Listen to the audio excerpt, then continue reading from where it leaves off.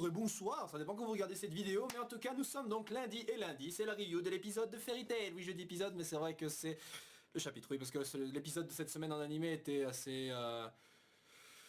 En tout cas les pédophiles aiment. Bref, donc du coup je vais parler donc de ce chapitre-ci où on voit donc plus ou moins la suite des combats dans différentes parties donc de la ville de Magnolia, mais on va se concentrer surtout sur le Laxus contre Wall. Alors je sais pas comment les japonais prononceront le nom de Wall, si c'est Wall ou Varu, Voru, enfin bon, peu importe. Donc dans ce chapitre-ci, on a Laxus donc qui enchaîne le combat contre Wall, donc c'est-à-dire le créateur de l'ancien Batman, qui utilise donc ses machines pour créer carrément, enfin sa magie pour créer donc des balles à partir du sol en combinant donc le cuivre et le zinc qui est présent dans les minéraux dans le sol ou un truc comme ça. Donc en gros le mec, l'alchimiste, hein, comme on dit, bah le mec carrément il fait la même chose que dans Full Metal Alchemist. Donc voilà, bam, tape dans le sol et il arrive à créer des trucs en utilisant donc la matière qui se trouve dans le sol. Et donc il crée des balles que Laxus arrive facilement, très facilement à bloquer.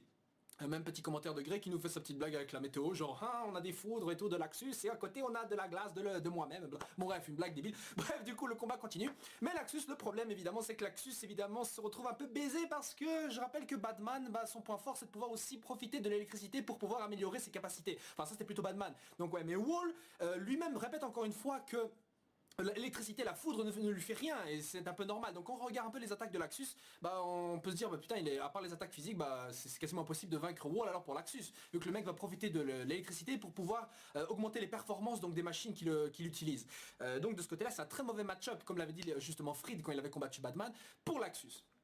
Le truc c'est que Laxus à la fin donc se retrouve encore une fois un peu plus baisé puisque justement, et comme je l'avais prédit au chapitre précédent, donc à la vidéo précédente, que Laxus avait encore ce petit problème donc de Mahou-Ryushi donc qui l'a infecté comme un vrai cancer et un truc que justement Wall a directement remarqué vu qu'il a analysé les organes et les capacités, les caractéristiques de Laxus, et pour ça d'ailleurs il utilise maintenant une armure adaptée, une armure de mode assaut, un truc comme ça pour pouvoir le neutraliser. Mais donc Laxus se retrouve à terre puisque justement la maladie lui redonne un petit coup au cœur, enfin aux organes, du coup le mec est un peu pour l'instant paralysé alors que Wall lui fonce dessus. Et c'est là justement que le chapitre se termine.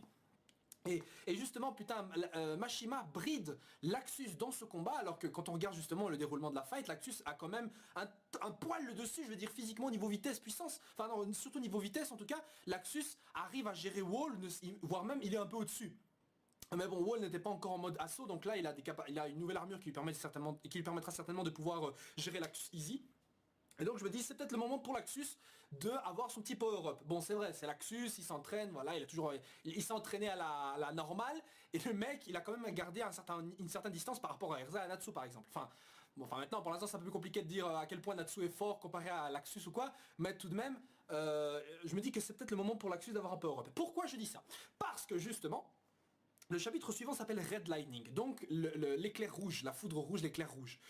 Pourquoi l'éclair rouge? Bah clairement ça fait une référence au fait que soit Laxus va utiliser son sang ou va genre utiliser des attaques qui vont carrément le mettre en sang, d'où la foudre rouge, rouge comme le sang, ou alors, et ça c'est plus ou moins ce que je pense, qu'il va utiliser donc ses poumons de Dragon Slayer pour absorber la déflagration qu'avait balancé par exemple justement Wall. Donc Wall va certainement utiliser une attaque mortelle qui je crois doit s'activer ou va se lancer dans 90 secondes, enfin 90 secondes, ça je suis pas sûr si c'était l'attaque qui a voldingué et qui a effleuré Laxus, ou c'est un truc qui va arriver, mais quand on sait que cette attaque a provoqué une déflagration qui a carrément incinéré le ciel tout entier, et ben Laxus va peut-être absorber ce feu rouge et justement va assimiler cet élément de la même manière que Natsu a assimilé la foudre de Laxus. Donc Laxus va absorber ce truc là et va de ce côté là nous produire de l'électricité mais de couleur rouge comme des flammes par exemple. Donc de la foudre rouge, Red Lightning. Voilà, et peut-être que justement absorber tout ça va purifier son corps et supprimer le Mado Ryushi qui est à l'intérieur de lui ou un truc dans le genre, va purifier tout ça. Hein, je sais pas trop quoi, ça le permettra de guérir et d'avoir un power-up. Bon voilà, c'est une idée, je sais pas ce que vous en pensez, c'est une idée de power-up, voilà, et puis ça permettra à Laxus d'être boosté pour son peut-être futur prochain combat. Ah bah oui, je veux dire, si c'est le dernier combat de Laxus de l'arc, vu qu'on est, franchement, après les Spriggan 12, il y a quoi? Il y a rien d'autre, quoi, il y a Arachnologia et Zeref, et peut-être les dieux de la guerre ou dieu Ankh-Seram ou je sais pas quoi. Mais putain, là, on est clairement, c'est le dernier adversaire sérieux de Laxus, et je veux dire, pour un dernier combat, le brider un peu comme ça, ce serait un peu dommage. J'aimerais bien le voir combattre full power, quoi, putain, depuis le début. Enfin, sauf la première fois, il a combattu contre Mistogan et tout. Depuis le temps, Laxus, à chaque fois, il est baisé par quelque chose, ou alors il n'arrive pas à avoir des adversaires à sa hauteur. Et quand il en a, putain, lui-même n'est pas à son meilleur niveau. Et ça, c'est chiant. Bref. Donc pour l'Axus, peut-être pour Europe en absorbant des flammes donc de Wall à voir. Sur le reste, on a donc le point avec Wendy, Shelia, Erza et Kagura. Et donc concernant Di Maria, on a un petit indice concernant son pouvoir, puisque justement elle dit que en gros, voilà, si elle le voulait en un seul clin d'œil ou un seul claquement de doigts, elle arriverait à battre facilement Wendy et Shelia. Donc là, elle doit faire gaffe, quoi, parce que les meufs étaient en train de déconner un peu. Mais le truc, je me dis, au moment où elle dit ça, elle dit, ouais, mais genre une seconde de votre perspective. Et là, il y a un petit truc, je sais pas très bien compris s'il faisait. Je sais pas si c'est claquer des dents ou un petit mouvement de lèvres, en tout cas il y a un petit onomatopée près de la bouche, j'ai pas trop compris à quoi ça correspondait.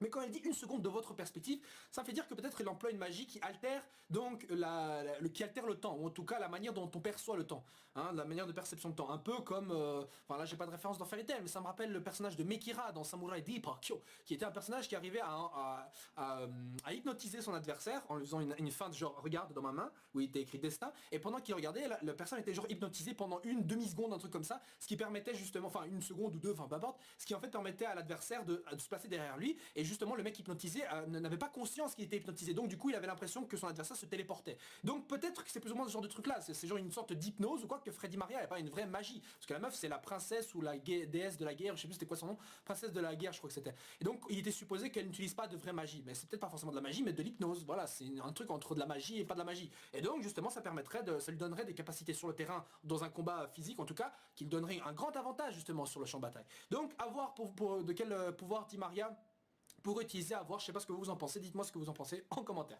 Ensuite, on avait quoi d'autre? Bah en fait c'est plus ou moins ça parce qu'il reste aussi Erza donc et Kagura donc qui se disent comme quoi voilà c'est vrai il y a Di Maria là, il y a Wall qui est là, mais il en reste un dernier, Nine Hearts, qui se trouve encore dans le bateau et Erza et Kagura donc décident d'y aller ensemble. Qu'est-ce que je vous avais dit? Le fait que peut-être Kagura, Erza vont aller s'allier à combattre ce Nine Hearts, et qui va venir? Jelal, oui, parce que ça peut être que Jelal.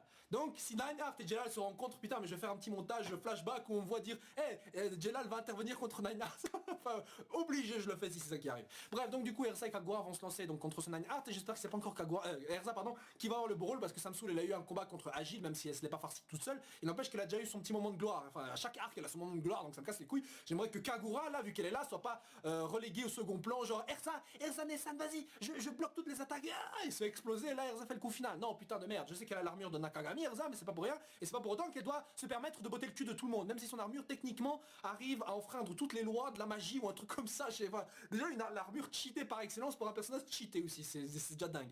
Donc intervention de Jelal pour ce Nine Heart qui se révélera peut-être être beaucoup trop fort, et j'espère, pour elle. Bon, certains disent déjà aussi que ce Nine Heart, il est possible que ce soit Gildarts, hein, parce que Gildarts aurait disparu et tout, mais pourquoi aurait-il rejoint bordel de merde Zeref? Ça n'a aucun sens, mais vraiment aucun sens, à moins qu'il ait été hypnotisé, peut-être un lien avec Di Maria. Mais bon, quand on sait que justement, soit Di Maria parle de Nine Heart comme étant une sorte d'asocial ou un truc comme ça, et le fait est que justement Nine Heart, je pense qu'il est présent, je pense que tous les indices mènent au fait que Nine Heart est quelqu'un qui est quand même présent depuis un petit moment. En plus, dans l'ombre, dans la forme de son corps, on dirait qu'il porte une sorte d'armure, comme si c'était une sorte d'humanoïde robot ou même un monstre. Donc comparé à Gildarts, bof, hein, je pense pas que ce soit ça. Je pense que plutôt Gildarts, la Mashima va nous l'amener dans un cliffhanger où le mec arrive au dernier moment, genre vous m'avez attendu très longtemps, ou un truc dans le genre, et il arrive à utiliser son attaque et voilà, bam, dans le cul quoi. Un peu comme l'Axus quand il est intervenu face à Hades. Bon, voilà. Bon, pour le reste du chapitre, il n'y a pas vraiment grand chose à dire, donc c'est comme j'ai dit, c'était surtout concentré sur le combat contre l'Axus. Voilà, je sais pas ce que vous en avez pensé personnellement de ce chapitre. Moi j'ai plutôt apprécié, bien que le chapitre s'appelle l'Axus contre Wall. Bon, on a l'habitude avec Mashima, quand il fait machin truc versus machin truc, en général le combat c'est pas vraiment un combat, c'est toujours coupé avec certains petits moments. Voilà, donc donnez-moi votre avis sur Di Maria, sur Wall, sur l'Axus peut-être avec cette nouvelle assimilation, et même sur Nine Heart, et on se retrouve la semaine prochaine pour le prochain chapitre de Fairy Tail. C'était une vidéo plutôt courte je trouve, mais en tout cas je pense que j'ai un peu tout dit, voilà, pas la peine de trop tourner autour du pot je trouve. Voilà, une agréable semaine à vous les gens. Ciao ciao. Bonjour.